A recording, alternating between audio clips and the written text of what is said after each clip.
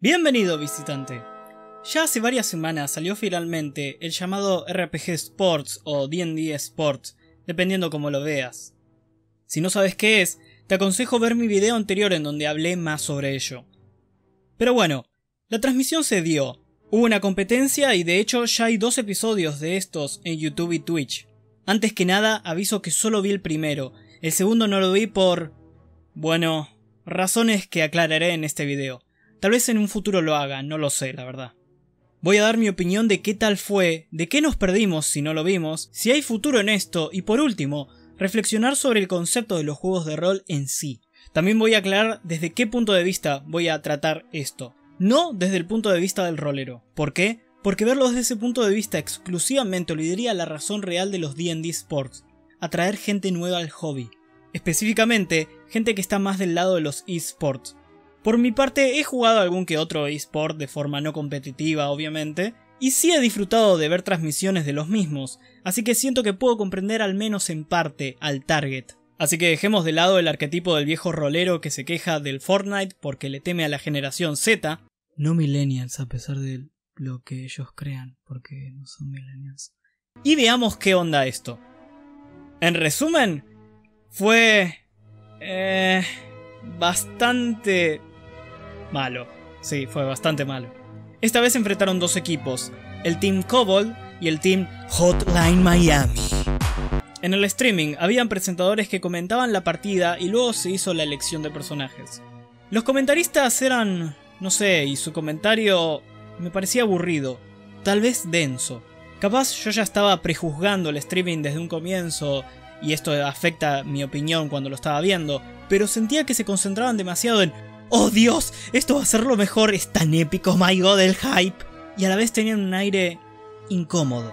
Literalmente fue un MOBA, en el sentido real de la palabra. Un multiplayer, era un multijugador, online, porque estaban en Roll20, Battle, porque solo trataban de ir a matarse entre ellos, y arena, porque literalmente era jugar en una arena de batalla. Los personajes eran todos pregenerados, incluso con sus nombres e identidades propias. Ahí estaban en una pantalla en donde solo se veían sus opciones y ver cómo iban primero baneando, por así decirlo, en el sentido de dejar de lado cierto personaje completamente del juego para ambos equipos y luego hacer una elección correspondiente de cada personaje que quieran usar. Acá ya íbamos mal. Primero, jamás mostraron las hojas de personaje o mínimo sus estadísticas.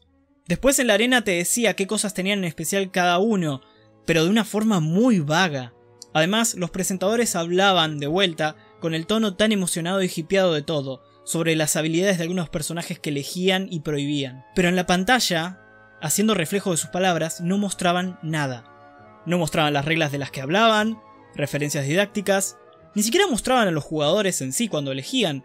Todo era tan estático, estéril.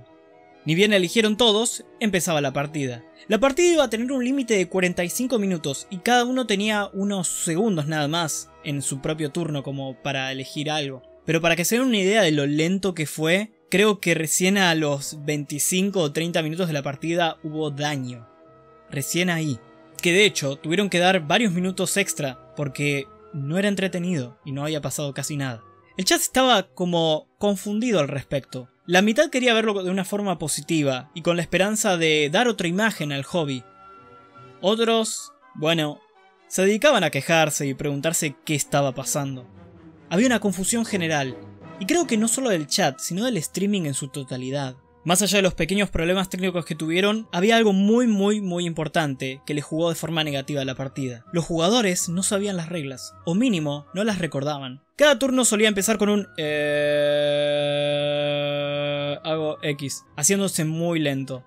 Es más, hasta en un punto un personaje lanzó 2 hechizos en el mismo turno, cosa que es una falta total de las reglas de D&D quinta edición. Y peor aún, faltando las reglas en un evento en donde el premio son $5.000. Además, había una falta total de carisma. La gente jugaba como si estuvieran, no sé, medio muertos por dentro. Se podía cortar con un cuchillo el aburrimiento del ciberaire que respiraban. Esto más la canción de fondo que estaba en un repeat perpetuo. En un punto directamente a mí me había hartado.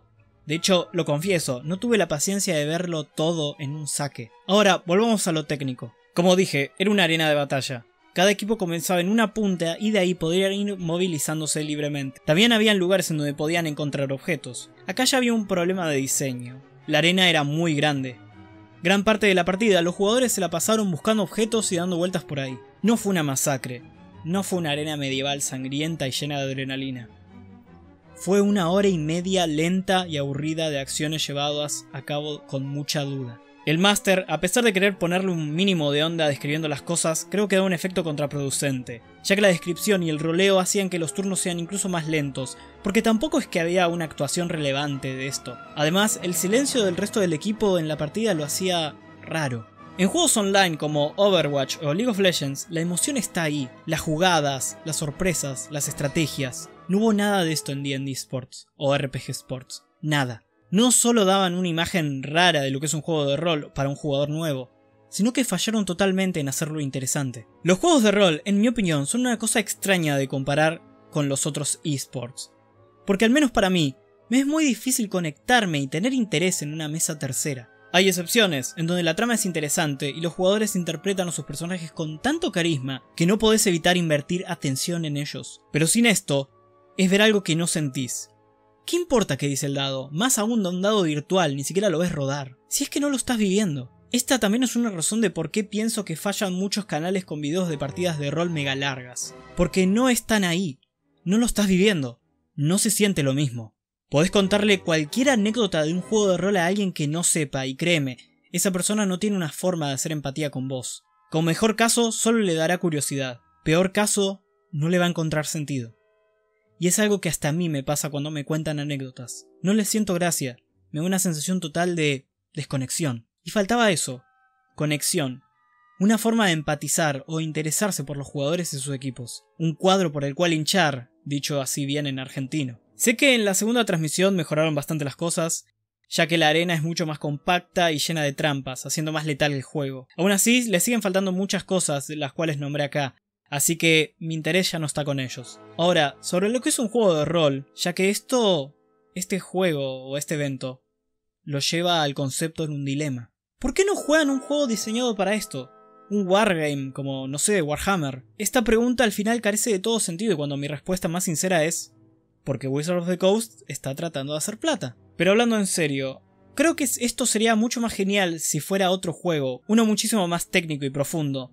Incluso su competencia, Pathfinder. Además, sí me hubiera gustado ver los stats y los tecnicismos de los personajes, como también más presencia e interacción con los jugadores e equipos. Eran una cosa abstracta que solo se hacían presentes en sus turnos individuales. Tal vez incluso sería mejor que puedan crear los personajes con limitaciones, dando así el juego de crear un personaje optimizado y probarlo haciendo combinaciones con los otros personajes del equipo. Aunque esto requeriría mucho playtesting de parte de los organizadores del evento. Y repitiéndome, tal vez esto hubiera sido mucho más interesante en un rol de mesa, con fichas y bien grabado, jugado enteramente como un wargame, dando más cámara y espacios a los equipos juntos, debatiendo entre ellos y reaccionando ante todo. Ya que, viéndolo en vivo, las reacciones y todo el juego, creo que hubiese sido más interesante y nos hubiese hecho más empatía con los jugadores, a pesar de que esto cueste muchísimo más de hacer. ¿Esto es rol? Una vez me pregunté lo mismo leyendo el juego #Feminism, en donde todos los microjuegos que tiene son ejercicios narrativos de interpretación. Si me hice esta pregunta en ese momento, me la tendría que hacer muchísimo más ahora, al ver un juego en donde lo único que vi fue ¿qué haces? Ataco, tiro el dado, haces este daño, terminó tu turno, con un montón de duda en el medio. Pero voy a ser amable con los RPG Sports. Según las teorías de los juegos de rol, esto lo fue, pero de una forma muy vaga y border. Ahora, si esto fue un juego de rol, un wargame con personajes individuales y no ejércitos, ¿también lo es? Dios, incluso un MOBA, en su definición, podría serlo ya que interpretamos un personaje con sus acciones.